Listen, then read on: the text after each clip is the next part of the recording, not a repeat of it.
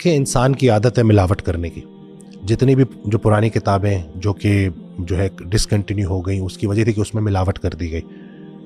اسی طرح سے ہمارے برِ صغیر میں بھی آپ دیکھ لیں کہ اتنی ملاوٹ کہ کتابوں میں وہ جو اصل بات جو اللہ کے ولی نے کی تھی اس میں اتنی ملاوٹ کر دی گئی کہ اب وہ عقل مانتی نہیں. یہ اکثر آج کل نا اس کے اوپر بات ہو رہی ہوتی ہے کہ یہ جو تقلید، تو داتا علی حجویری رحمۃ اللہ علیہ کا 1000 سال پرانا یہ فکرہ نوٹ کیجئے گا کہ ہمارے دور کی سب سے بری بات یہ ہے کہ بات تحقیق سے نکل کر تقلید میں چلی گئی.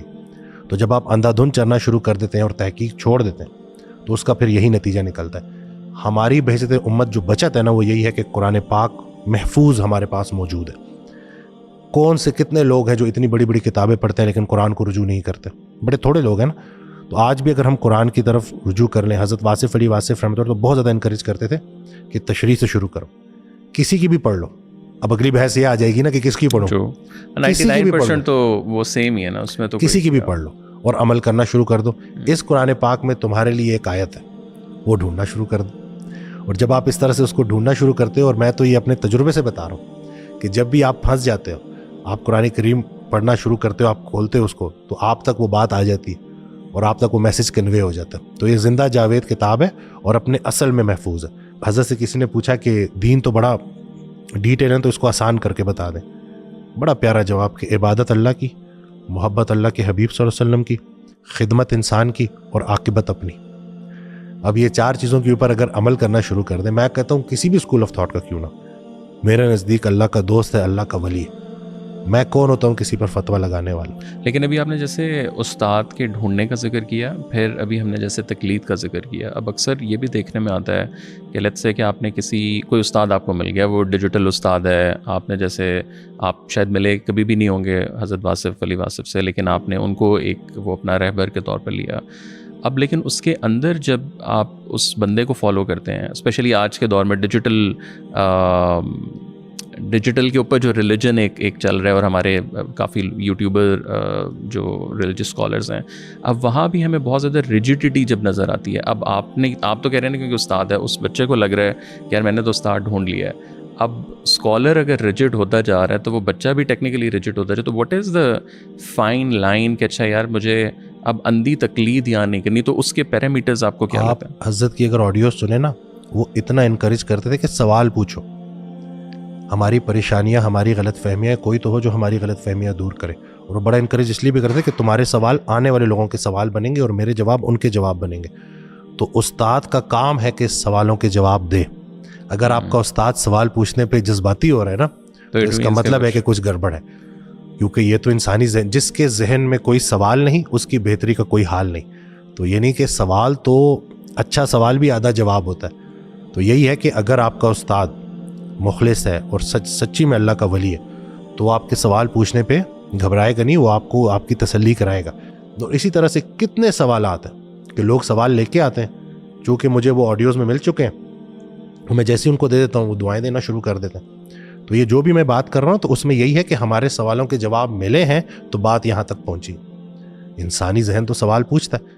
تو آج کل جو پرابلم یہ ہے کہ جو میں کہہ رہا ہوں وہ صحیح ہے اور باقی سب غلط ہے. اور فرقہ پرستی جو ہے نا، کہ اکثر ایسا ہوتا ہے کہ سٹارٹ میں آپ بیٹھتے ہیں بڑا پیور فارم میں آپ کو سب نظر آتا ہے، 2-3 مہینے گزرتے ہیں اور اس کے بعد پھر پتہ چلتا ہے کہ چلو اب ہماری سائڈ پہ آ جاؤ.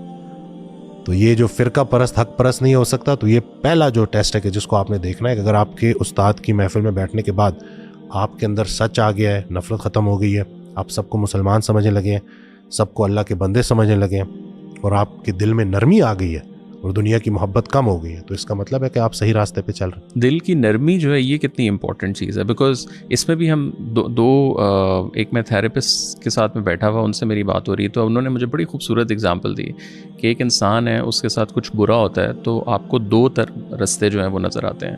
اور انہوں نے اگزامپل مجھے دی ساس کی. انہوں نے کہا پاکستانی خاندانوں کے اندر آپ کو نظر آتا ہے کہ جو ساس بہو کا ایک ٹپیکل یہ ہے کہ ساس بہو کے اوپر ظلم کر رہی ہے وہ سارا. اب وہ کہتی ہے کہ یار اگر میں بھی تو اس سے گزری ہوں تو اب like this is what it is.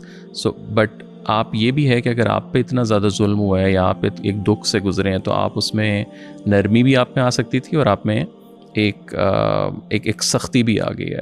تو اس کو لائک کس طرح پھر شعر یاد آ گیا کہ عشق کی چوٹ تو پڑتی ہے سبھی پر یکساں، ظرف کے فرق سے آواز بدل جاتی. تو اپنا اپنا ظرف ہے. اس کا قطعاً یہ مطلب نہیں ہے کہ اسلام نے ظلم کے سہنے کو صبر کا نام دیا. میاں بیوی کے رشتے میں کوئی بھی نہیں آ سکتا.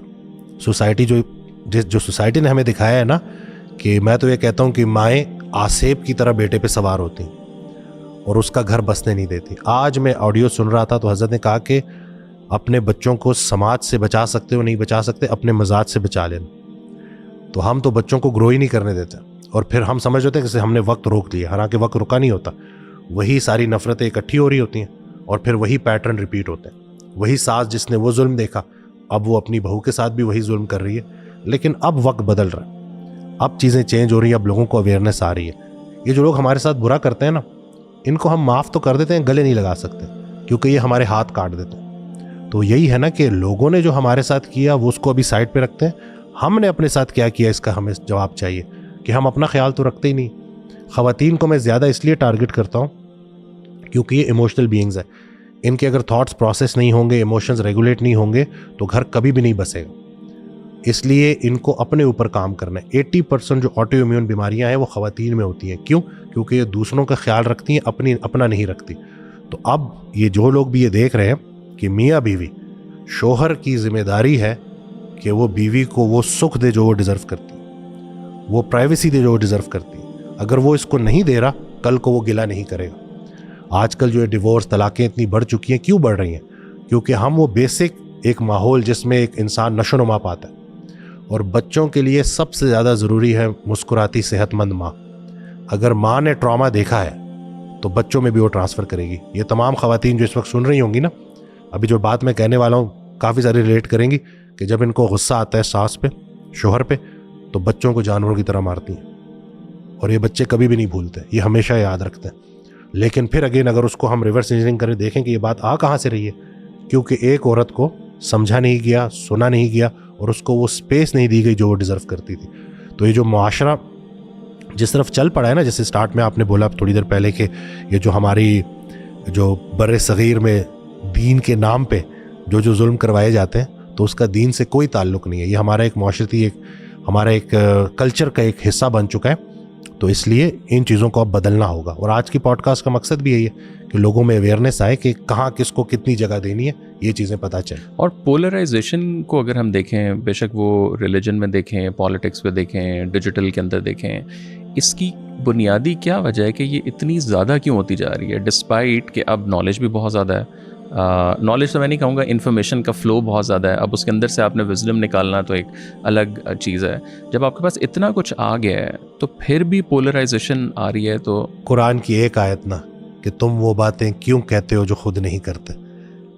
علم کے ساتھ جو ہے بحث کرتا ہے, عمل خاموش چلتا ہے. تو جب ہم عمل کرنا شروع کر دیں گے نا, اور ہم بہتر انسان بن جائیں گے, تو ہم سب کو ٹالریٹ کرنا شروع کر دیں گے, ہماری ٹالرنس بڑھ جائے گی. یہ جو بات ہے نا کہ چاہے وہ دین ہے, میں ٹھیک ہوں, میرا فرقہ ٹھیک ہے, باقی سب غلط ہے, میرا لیڈر ٹھیک ہے, باقی سب غلط ہے. وہ حضرت کی ایک بڑی پیاری دعا ہے کہ یا اللہ اسلام کو مسلمانوں سے بچا اور سیاست کو سیاستدانوں سے بچا, ایک لیڈر عطا فرما. تو یہ جو لیڈروں کی یلغار ہے, اسی نے تو کام خراب کر دی. اور سب سے بڑھ کر کہ آپ کا لیڈر کل کو برا پھنسے گا, آپ کے لیڈر کو سننے کے بعد آپ کے اندر کیا چینج آیا, بدتمیزی آئی ہے یا نرمی آئی ہے؟ کیونکہ دیکھیں, میں اپنا جواب دے ہوں, اگر مجھے کوئی نہیں جانتا, لیکن اگر مجھے کوئی مرتبہ مل گیا اور مجھے کوئی شہرت مل گئی, تو اب میں بہت سارے لوگوں کا بوجھ اٹھاؤں گا. قرآن کی ایک آیت ہے نا کہ کوئی کسی کا بوجھ نہیں اٹھائے گا. لیکن دوسری طرف یہ جتنے بھی لوگ یہ جو لوگوں کو بھڑکا رہے ہیں, اور اس کے پیچھے بھی اگر آپ دیکھیں تو دنیا کی محبت, اقتدار کی محبت, پیسہ, پاور اور پاور کا غلط استعمال. حالانکہ ڈیپ ڈاؤن یہ سب جانتے ہیں کہ ایک دن سب کچھ ختم ہونے والا, لیکن شاید مہر لگ گئی ہے. اور انہی کو سن کے جب لوگ جھوٹوں کو سن کے سچائی کدھر سے آئے گی؟ سچ وہی ہے جو صادق کی زبان سے نکلے. تو جتنا آپ خود سچے ہو جاؤ گے انشاءاللہ, اتنا آپ کو سچا اٹریکٹ کرنا شروع ہو جائے گا. لیکن یہ ڈرائیو آپ کو پتہ ہے سائیکولوجیکلی یہ کہاں سے ہوتی ہے یہ چیز؟ کیونکہ ہماری مینٹل ہیلتھ اپنی جگہ پہ ہے ہی نہیں. اگر باپ بیٹا کھانے کی ٹیبل پہ دو سیاستدانوں کو لے کے ایک دوسرے کے ساتھ تلخ کلامی کر رہے ہیں, تو میں کیسے مان لوں کہ یہ ذہنی طور پہ ٹھیک ہے؟ کو باپ بیٹے کا ایک ادب بھی تو ہے نا. آپ نے اپنی آنکھوں سے دیکھا ہوگا, کتنی جگہوں پہ دیکھا ہوگا کہ وہ سیاستدان ہے, ٹھیک ہے, لیکن وہ کوئی اللہ معافی کوئی پیغمبر نہیں ہے, سیاستدان ہے, اور وہ اس کے اندر بھی خطا ہے, غلطیاں ہیں, اس کے اندر بھی کمی ہے. تو یہ اپنے منہ سے کہہ دینا کہ واقعی جی اس نے غلط کیا. جب شخصیت پرستی اس حد تک بڑھ جاتی ہے نا کہ آپ کو غلط بات غلط ہی نہ نظر آئے, پھر اس کا یہی نتیجہ نکلے گا. اور اس کے عام بندے کو پیرامیٹرز کیا رکھنے چاہیے اپنے ذہن میں؟ لیٹس سے کہ ایک عام بچہ اگر ابھی یہ دیکھ رہا ہے اور وہ استاد ڈھونڈ رہا ہے یا کوئی پولیٹیشین کو فالو کر رہا ہے کچھ, سو ایک انٹرنل کیا 4-5 پیرامیٹرز ہوں کہ یار اچھا اگر اس سے بعد اب آگے نکلی تو میں نے ذرا ہولڈ بیک کرنا ہے. دیکھیں کیریکٹر, سب سے پہلے تو دیکھیں کہ کہیں جھوٹ تو شامل نہیں ہے کہ آج کوئی اور بات کی تھی کل کوئی اور بات کی ہے. اسی طرح سے نرمی, آواز کی نرمی. انسان کی سب سے بڑی پیاری بات یہ ہے کہ وہ اونچا سنتا ہے اور دھیما بولتا ہے. تو نرمی کے ساتھ بات جو, اور آج کل آپ دیکھ لیں کہ ممبر پہ یا کسی بھی جگہ پہ آپ دیکھ رہے ہیں تو کیا نرمی کے ساتھ بات کی جاتی ہے. ایون حضرت موسیٰ علیہ السلام کو اللہ پاک فرعون سے بات کرنے سے پہلے کہہ رہا ہے کہ اس سے نرمی سے جا کے بات کرنا. تو جس سے نرمی چھین لی گئی اس سے دنیا جہان کی خیر چھین لی گئی. تو یہ ساری چیزیں آپ دیکھیں کہ آپ جس کو فالو کر رہے ہیں اس کا ڈائریکٹ اثر آپ کی زندگی کے اوپر ہے. اور یہ بڑی سخت بات ہے اگر لوگ سمجھ جائیں. تو ہم تو یہ دعا کرتے ہیں کہ اللہ کوئی ایسا لیڈر دے کہ جس سے ہمارا وطن بدلے اور ہم بہتری کی طرف جائیں. میں تو پرسنلی جو میرا ابھی تک کا جو ہم نے بچپن سے ابھی تک دیکھا ہے, تو بس ہر بندہ دوسرے کو جھوٹا ثابت کرنے پہ تلا ہوا ہے, اور اس کا نتیجہ کیا ہے کہ خود جھوٹا ہو جاتا. تو یہ بڑا بدقسمتی ہے ہماری, لیکن کیا کریں. اور تھوڑا سا مجھے بتائیں کہ جو عبادت ہے یا جو دین ہے بنیادی اس کا کیا مقصد ہے؟ بیکاز اس میں بھی اب لوگ کہتے ہیں کہ یار اچھا فرشتے اللہ تعالیٰ کے پاس اتنے زیادہ ہیں تو اللہ کو ہماری تو ضرورت نہیں کہ اگر میں کوئی مطلب اللہ کی عبادت کر رہا ہوں ہزاروں لاکھوں میں تو like what is the essence of the عبادت؟ مجھے وہ حضرت کا بڑا پیارا فکر یاد آ گیا کہ عبادت فرشتہ تو بنا سکتی ہے, انسان نہیں. انسان درد سے بنتا ہے. تو جب دوسرے کا درد محسوس ہونے لگے, دوسرے کے درد کو اپنا درد محسوس کرنے والے کو بلند خیالی عطا کی جاتی ہے. اور بلند خیال انسان خاک نشین ہو تب بھی عرش نشین ہوتا ہے. تو یہی ہے کہ یہ جو درد ہے نا کہ دوسرے کا احساس, انسانیت.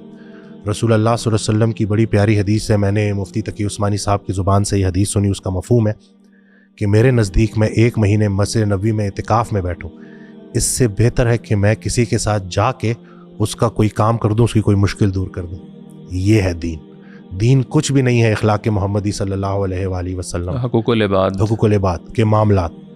کہ آپ کی اپنی وائف کے ساتھ, اس دن مجھے بڑی پیاری ویڈیو لگی کہ جس میں اسکالر کہتے ہیں کہ دنیا آپ کے اوپر سٹیمپ کر دے کہ یہ اچھا انسان ہے, اور آپ کی بیوی آپ کے اوپر سٹیمپ نہ کرے کہ اچھا انسان نہیں ہے, تو اس کا مطلب ہے کہ آپ اچھے انسان نہیں ہو, اچھے مسلمان نہیں ہو. تو گھر میں ڈسپلن کو نہیں, محبت کو نافذ کرنا ہے اور ایک اچھا بہترین انسان بننا ہے. بڑی پیاری بات حضرت سے پوچھے گی کہ عمل صالح کیا ہوتا ہے. کہتے ہیں عمل صالح یہ ہے کہ اپنی ذات سے لوگوں کو محفوظ رکھنا, اور اس کا ایک جو انتہائی شکل ہے کہ اپنی ذات سے لوگوں کو نفع پہنچانا. جتنے بھی لوگوں نے اسلام قبول کیا نا, ڈنڈے کے زور پہ نہیں قبول کیا. وہ اخلاقیات اس لیول پہ ہوتی تھی کہ وہ حیران رہ جاتے تھے کہ یہ کون لوگ ہیں, یہ کس اللہ کو مانتے ہیں, یہ کس رسول پاک صلی اللہ علیہ وسلم کو مانتے ہیں. اور جیسے ہی ان کو تعارف ہوتا وہ فوراً ہی مان لے آتے. ایک امام تھے, وہ کسی جگہ جانے لگے تو ان کے استاد نے ان سے پوچھا کہ کدھر جا رہے ہو؟ کہا کہ فلانی جگہ جا رہا ہوں تبلیغ کرنے. تو جواب دیا کہ کوشش کرنا زبان کا زیادہ استعمال نہ کرنا پڑے.